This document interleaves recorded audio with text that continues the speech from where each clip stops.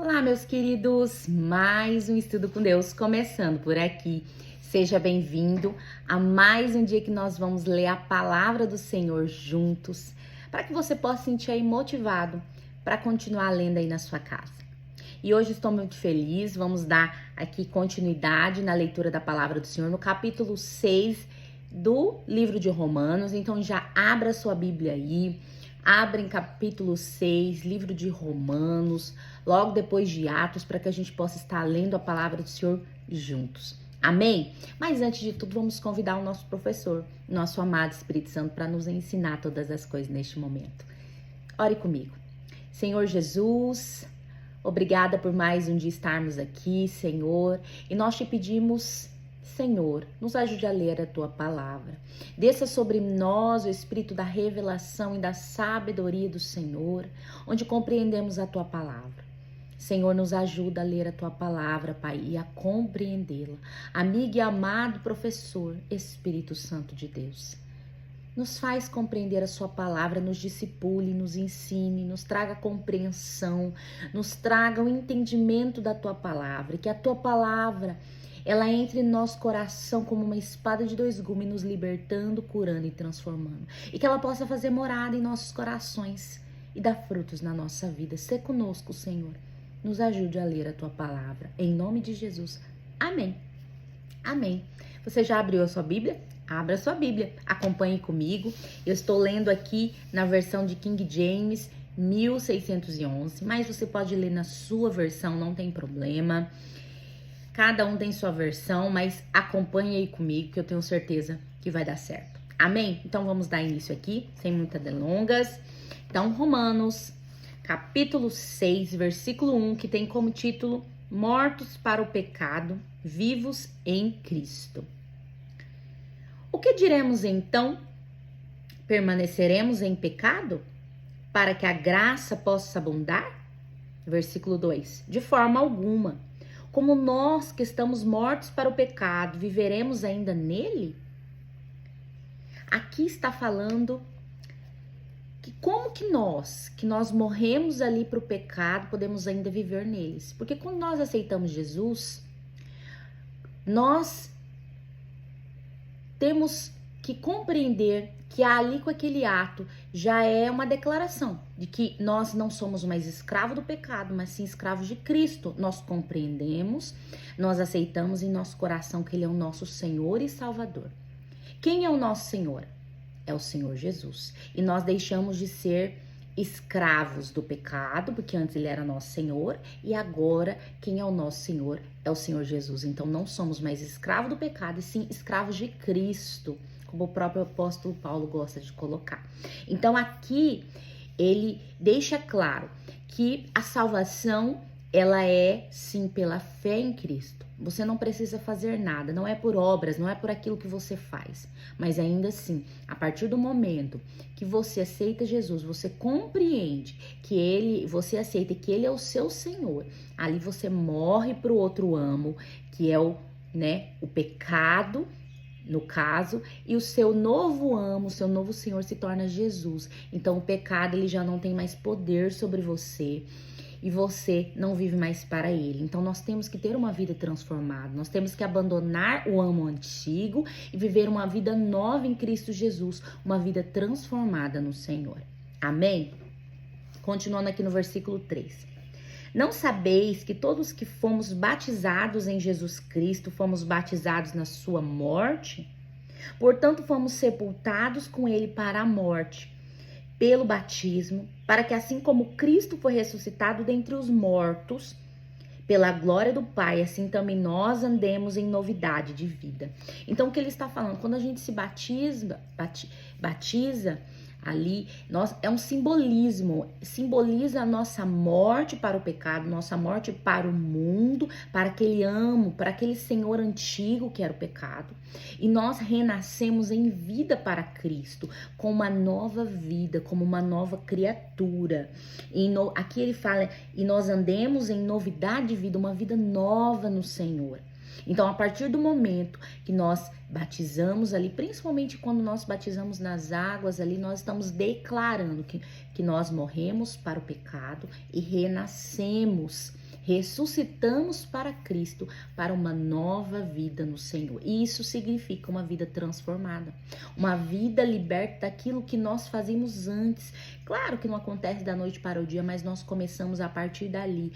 Uma vida sendo transformada de forma diária, e nós abandonamos o que é pecado, e nós andemos em novidade de vida e começamos a viver uma vida transformada no Senhor. Amém? Continuando no versículo 5. Porque se fomos plantados juntamente com ele na semelhança da sua morte, quando ele fala que plantado, é como se a gente foi colocado ali junto com ele na mesma semelhança da sua morte, também o seremos semelhantes na sua ressurreição. Então nós também, né, ressuscitaremos semelhantes com ele para uma ressurreição. Sabendo isto, que o nosso velho homem foi crucificado com ele, para que o corpo do pecado pudesse ser destruído, para que não sirvamos mais o pecado. Então, o nosso velho homem, ele precisa ser crucificado. O que isso significa? É você morrer. Como Cristo morreu ali naquela cruz, ele foi crucificado na cruz ali e morreu, e depois ressuscitou, nós também temos que levar a nossa carne, aquilo que é nossos desejos carnais, aquilo que desagrada a Deus, e crucificar ali, matar aquilo ali na cruz do Calvário juntamente com Cristo, para que nós possamos ressuscitar e deixar em Cristo e servir a Jesus e não ao pecado que nós servimos antes. Então, aquilo que você fazia antes, que você não conseguia ficar sem antes, porque ele era teu amo, o pecado, aquilo que te domina, aquilo que tem teu coração, ele é o teu Senhor, ele é o teu amo. E você é escravo dele. E antes você era escravo do seu pecado. Você fala, eu não consigo viver sem isso, eu não consigo. A partir do momento que você aceita Jesus, você deixa de ser servo daquele pecado, daquilo que você sabe que desagrada a Deus, e você passa a servir ao Senhor Jesus. Mas eu não consigo ser liberta disso. Mas pelo poder e a graça do Senhor, nós somos capacitados para resistir ao pecado. Então isso significa que nós não servimos mais, não somos mais dominados como antes, porque antes nós éramos dominados. Nós passamos a não ser mais dominados pelo pecado. Nós conseguimos resistir a ele pela força e poder do Espírito Santo de Deus. Amém? Então nós não servimos mais ao pecado. Então não se esqueça. Eu cocei aqui. Não se esqueça que você não é mais dominado por aquilo que você fazia antes. A partir do momento que você aceita Jesus, a sua vida é transformada e você é liberto disso em Cristo Jesus. E pela força do Espírito Santo, não é pela tua força não, porque por você não consegue. É pela força do Espírito Santo você consegue vencer essas práticas antigas, essas coisas que você fazia antes, que você sabe que desagrada ao Senhor. Amém? Continuando aqui, versículo 7. Porque aquele que morreu está liberto do pecado. É exatamente isso que eu estava falando. A partir do momento que você morreu, que você levou ali para a cruz do Calvário, aqueles seus desejos incontroláveis que você tinha antes, ali naquela cruz morreu aquele seu velho homem, aquela pessoa antiga sua. Morreu, está liberto do pecado. Então, a partir daí, você está liberto do pecado em Cristo Jesus. Versículo 8. Ora, se morremos com Cristo, cremos que também viveremos com Ele, sabendo que tendo sido crucificado, ressuscitado dentre os mortos, tendo sido Cristo ressuscitado dentre os mortos, já não morre. A morte não tem mais domínio sobre ele, pois quanto ao morrer, ele morreu uma só vez para o pecado, mas quanto a viver, vive para Deus. Versículo 11. Assim, também vós considerai-vos mortos de fato para o pecado, mas vivemos para Deus em Jesus Cristo nosso Senhor. Então, nós morremos para o pecado e vivemos para o Senhor. Nós não somos mais dominados por Ele. O nosso amo e Senhor é o Senhor Jesus, e é Ele que nos domina, Ele que nos transforma, Ele que nos diz o que fazer, o que não fazer. Então, quando você aceita Jesus, antes você era sujeita ao pecado, sujeita ao seu amo antigo, sujeita às coisas da carne, porque aquilo te dominava. Mas a partir do momento que você aceita Jesus, o seu novo amo se torna Jesus de Nazaré, o Senhor Jesus Cristo. Então o que te domina é as coisas do céu. O que te domina é as coisas do alto. O que te faz queimar não é mais as coisas da carne, é as coisas do Senhor. Porque você foi liberto do pecado. Você tem que crer nisso, meu irmão, que muitas vezes até o próprio inimigo começa a colocar na nossa cabeça que a gente não foi liberto. E nós temos que crer, nós fomos libertos. E nós temos que resistir ao pecado. E na própria palavra Deus diz, sujeitai-vos a Deus. Resistir ao diabo e ele fugirá de vós. Então nós temos que nos sujeitar à vontade do Senhor. Resistir aquilo que muitas vezes nós queremos fazer. Porque a partir do momento que você resiste, Satanás fugirá de você. Amém? Então, continuando aqui no versículo 12. Não reine, portanto, o pecado em vosso corpo mortal, para lhe obedecerem seus desejos. Então, o seu rei não é mais o pecado. O seu rei é Jesus. Então, ele que vai reinar sobre a sua vida. Aí aqui termina dizendo, para lhe obedecerem seus desejos. Então, você não tem que obedecer ao pecado, às obras da carne. Não, o seu rei não é mais o pecado. Nem tampouco apresentei os vossos membros como instrumentos de injustiça ao pecado, mas apresentei-vos a Deus como os que são vivos dentre os mortos, e os vossos membros como instrumento de justiça a Deus. Quando ele fala membros, é o nosso corpo mesmo. Então nós temos que usar o nosso corpo como instrumento de justiça para a glória do Senhor. Então o nosso corpo, a nossa alma, a nossa mente, nossos pensamentos, nossa boca, tudo que há em nós tem que ser um instrumento de justiça ao Senhor. Porque nós morremos para o pecado. Não devemos oferecer os nossos membros, aquilo que somos, como instrumento para o pecado, para a injustiça. Amém? Versículo 14. Porque o pecado não terá domínio sobre vós, pois não estáis debaixo da lei, mas debaixo da graça. E algo que eu quero te dizer hoje, meu irmão, que a graça de Deus, ela é capacitadora para você vencer as obras da carne. Eu sou prova viva disso, de que quando você se enche de Deus, se apega ao Senhor, começa a aprender dele, se apegar ao Senhor, usar as práticas, né? As práticas da oração, da leitura da palavra e o jejum, você consegue vencer as obras da carne. Você consegue resistir, porque a graça de Deus, ela te capacita. É o poder de Deus te fortalecendo para que você resista àquilo que você foi e passa a ser uma nova criatura em Cristo Jesus. Amém? Versículo 15. Pecaremos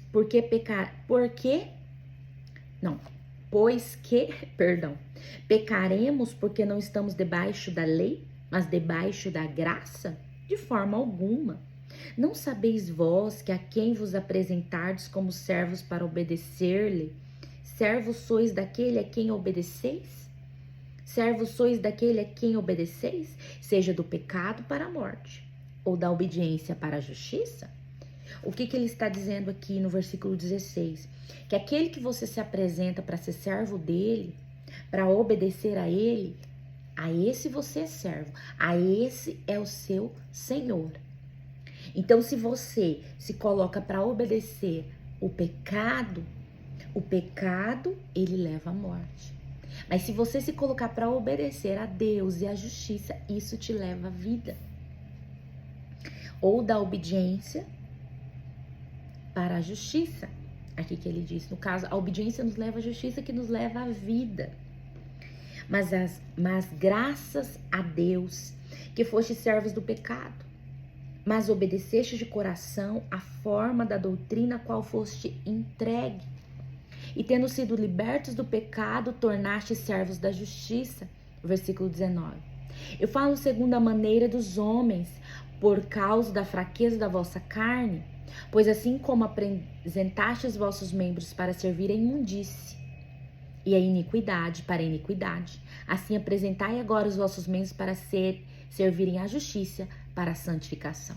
Paulo está dizendo aqui no versículo 17, graças a Deus, que antes vocês eram servos do pecado e obedeciam a ele, mas agora, no versículo aqui 19, mas agora vocês deixaram de servir, antes os seus membros serviam a iniquidade e a imundície.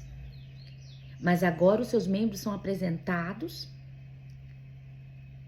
para servirem a justiça e a santificação. Então, meu querido, o Senhor nos chama para ser santo, para viver uma vida na justiça do Senhor, para seguirmos a lei moral e a lei ética de Deus, para servir ao Senhor em santidade. O que significa ser santo? Ser santo é separado, é estar separado. Então nós estamos separados do mundo, separados do pecado, separados de tudo aquilo que não é de Deus. Nós precisamos buscar essa vida de santidade, mas não é da noite para o dia, meu irmão. É dia após dia você vai sendo santificado no Senhor, mas você precisa ter a consciência de que você morreu para aquelas práticas antigas e você tem o dever em Cristo de viver uma vida, uma nova vida e uma novidade de vida andando com o Senhor. Você tem que ter essa consciência para que o próprio Espírito Santo possa trabalhar na sua vida. Se você não entender que a sua vida, suas práticas antigas não cabem mais a você, não tem como o Senhor te transformar. A primeira coisa é você entender e compreender que você precisa ter uma vida santa, porque na palavra de Deus diz que sem santidade ninguém verá o Senhor. Amém? Versículo 20. Porque quando erais servos do pecado, estáveis livres da justiça. E que frutos tinhais então das coisas de que agora vos envergonhais? Porque o fim dessas coisas é a morte. Ele está dizendo aqui, porque antes vocês eram servos do pecado, e vocês estavam livres da justiça, daquilo que era bom do Senhor. E quais são os frutos do pecado? Aqui ele está dizendo, a morte. O fim das coisas da carne é a morte. E os frutos da carne nós já sabemos, é tudo aquilo que desagrada ao Senhor. Versículo 22, mas agora, tendo sido libertos do pecado, e tendo-vos tornado servos de Deus, tendo o vosso fruto para a santificação e, por fim, a vida eterna. A vida eterna. Nós fomos libertos do pecado. Nós não servimos mais ao pecado. Hoje nós somos servos de Deus. E nós precisamos frutificar os frutos da santificação. O que isso significa? Nós temos que mostrar na nossa vida os frutos de uma vida santa em Deus. E isso significa nós revelarmos através da nossa vida aquilo que é bom e agradável ao Senhor. É você viver uma vida santa de acordo com a vontade do Senhor, indo contra o mundo, indo contra as coisas do mundo, aquilo que o mundo diz que é bom e que o Senhor diz que é ruim. Você para de fazer aquilo. E aquilo que o Senhor fala que é bom e que o mundo fala que é ruim, você passa a fazer, porque você é servo de Deus e não do mundo. Entende? Não é realmente uma renúncia, meu irmão. É uma renúncia de tudo aquilo que desagrada ao Senhor. De tudo aquilo que não é de Deus e para Deus e que agrada a Deus. Amém? Terminando aqui no versículo 23. Porque o salário do pecado é a morte, mas o dom de Deus é a vida eterna para Jesus Cristo, nosso Senhor. E o salário do pecado, meu amigo, meu irmão, é a morte. Não tem outro destino. Aquele que vive uma vida na carne, vive uma vida segundo aquilo que o mundo quer. O salário dessa pessoa, aquilo que vai ser pago a ela é a morte. Mas o dom de Deus é a vida eterna para aquele que vive uma vida santa e separada para o Senhor. Amém? Então vamos continuar aqui no capítulo 7. Tem uma mosca aqui, meu irmão. Vamos lá. Capítulo 7, versículo 1 tem como título a ilustração do casamento. Não sabeis vós, irmãos, pois eu falo aos que conhecem a lei, que a lei tem domínio sobre o homem enquanto ele vive. Porque a mulher que tem marido está ligada pela lei ao marido, enquanto ele viver. Mas se o marido morrer, ela está livre da lei do marido. Então, assim, enquanto seu marido viver, se ela se casar com outro homem, será chamada adúltera. Mas se seu marido morrer, ela está livre da lei. E assim não será adúltera, mesmo que ela venha se casar com outro homem. Versículo 4. Portanto, meus irmãos, também vós tornastes mortos para a lei pelo corpo de Cristo, para que chegasseis a ser de outro, do que foi ressuscitado dentre os mortos, a fim de que dessemos frutos para Deus. Aqui Paulo está fazendo uma analogia com o casamento, né? Sobre a lei e sobre a morte da lei. Aqui ele está falando que quando Cristo morreu, ali morreu a lei. E, no caso, nós éramos casados com a lei. Ele está fazendo uma analogia, dizendo que nós éramos casados com a lei.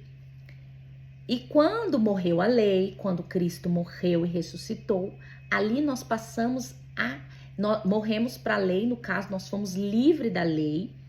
Então, nós fomos livres do nosso marido, do nosso esposo antigo, que era a lei. E nós podemos nos casar com outro, porque afinal de contas morreu o nosso antigo marido. Então é aí que nós nos casamos com Jesus Cristo. Ele é o nosso marido, ele é o nosso amo, ele é o nosso Senhor. E aqui termina dizendo o versículo 4.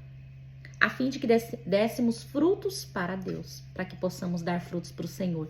Nós morremos para o pecado, para a lei antiga ali. E hoje nós somos casados com Cristo e damos frutos para o Senhor, em vez de para o pecado. Amém? Versículo 5. Porque enquanto estávamos na carne, as paixões dos pecados que eram pela lei, operavam em nossos membros para trazerem fruto para a morte. Mas agora temos sido libertos da lei, tendo morrido para aquilo que estávamos retidos, para que sirvamos em novidade de espírito e não na velhice da letra. Então nós morremos para as paixões do pecado que estavam ali na lei, né? Quando ele diz aqui a lei, meu irmão, parece até que a lei de Deus morreu. Não, a lei continua.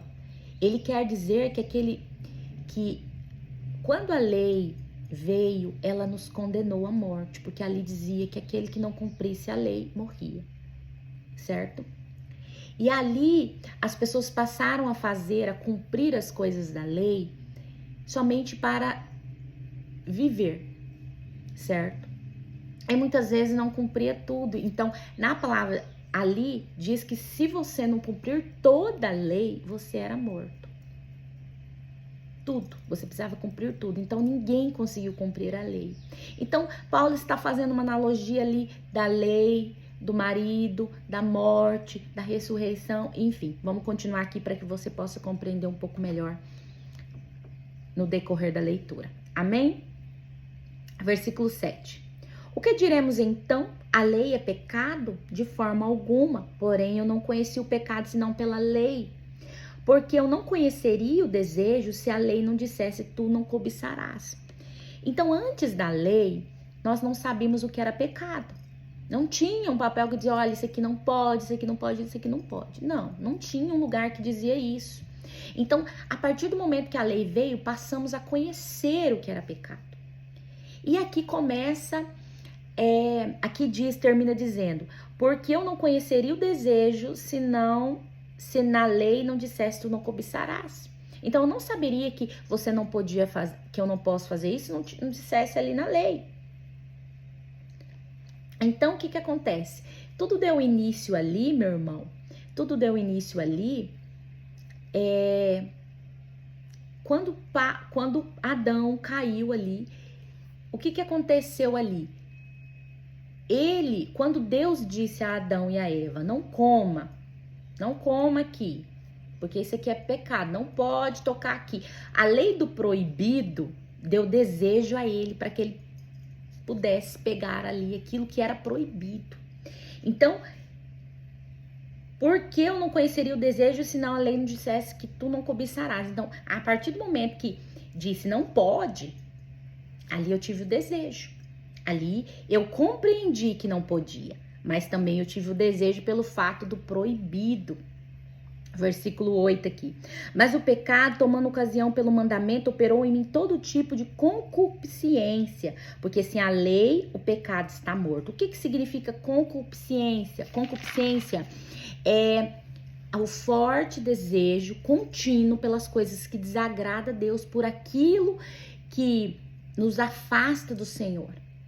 Então, a concupiscência é isso, é o desejo contínuo pelas coisas que Deus diz para não fazer, que Deus diz que para não fazer, para não ter. Então, aqui diz, mas o pecado, tomando ocasião pelo mandamento, operou em mim todo tipo de desejo contínuo pelas coisas do que não fazer, do que Deus disse para não fazer. Por quê? Quando diz não pode, você tem um desejo de fazer pelo esse desejo, pelo proibido. Então, tudo começou ali, Adão e Eva. Pelo fato de Deus dizer, não toque aqui nessa árvore, não toque aqui nesse fruto. Ali começou, porque é o desejo do proibido. E aqui está dizendo exatamente isso. Mas o pecado usou o mandamento de dizer não pode para operar em mim todo tipo de desejo contínuo e forte pelas coisas que Deus diz para não fazer e não ter. Entendeu? Porque sem a lei sem antes que dizia não pode, você não sabia, você nem tinha desejo. Mas quando diz não pode, você já tem o desejo. E aqui termina dizendo, porque sem a lei o pecado está morto. Amém? Espero que você tenha entendido aí. Versículo 9. Outrora eu estava vivo sem a lei, mas quando o mandamento veio, o pecado reviveu e eu morri. E o mandamento que era ordenado para a vida, eu achei que era para a morte. Porque o pecado, tomando ocasião pelo mandamento, me enganou e por ele me matou. Versículo 12. Portanto, a lei é santa e o mandamento santo, justo e bom. Versículo 13. Então, o que é bom tornou-se em morte? De forma alguma, mas o pecado, para que se mostrasse pecado, operou a morte em mim pelo que é bom, a fim de que pelo mandamento o pecado se tornasse excessivamente pecaminoso. Então, o que Paulo está dizendo aqui? O pecado, a lei, ela é santa, justa e boa. Ele pergunta aqui, então o que é bom tornou-me em morte? Ele pergunta, então a lei, que é algo bom, me levou à morte? Não é isso. A lei, ela é uma coisa boa, que Deus criou para ordenar ao homem o que é certo, o que é errado, o que é bom, o que é mal. Mas o pecado, Satanás, o nosso inimigo, usou disso para nos levar à morte. Por quê? Porque aí ele estimulou aquilo que já existia ali no coração do homem, o desejo pelo proibido, e nos fez querer quebrar os mandamentos de Cristo. E assim nos levou à morte. Então, a lei, ela é algo boa, santa, ela é algo justa diante de Deus. Foi o Senhor que fez. Então, a lei não é uma coisa ruim. Ele não está aqui falando que a lei é uma coisa ruim. Veja bem, muitos falam, foi abolida a lei, porque a lei não sei o que, falam mal da lei. Não, Paulo está deixando claro, a lei ela é boa, justa e santa. Só que eu não conhecia o pecado antes, porque eu não sabia que ele era pecado. E por causa disso, operou em mim o desejo pelas coisas, né, que Deus dizia que não podia ser feito, não podia se fazer, não podia ter. Então, o nosso inimigo usou isso contra nós, o que é bom de Deus. É isso que Satanás mais faz, né, meu irmão? Ele usa o que é bom de Deus. Ele distorce aquilo para, de alguma forma, nos prejudicar. E é isso que ele fez com a lei. Ele usou isso contra nós. Aquilo que o Senhor fez de bom, ele usou isso para nos matar. Amém, irmãos? Vamos parar por aqui. É uma leitura mais difícil, Romanos. Espero que você esteja entendendo. Tem hora que eu dou uma enrolada aqui, porque como eu disse, como eu sempre falo, eu estou aqui também falando para você na hora, não é algo que eu venho premeditando muito e muitas vezes eu dou uma enrolada. Amém? Mas olha, se você não compreendeu, leia de novo e de novo e de novo. Leia em outras versões. Essa minha versão aqui, King James 1611, ela é uma das mais difíceis para compreensão, eu acredito.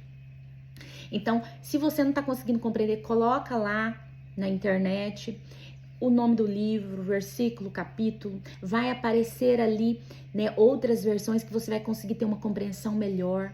Amém?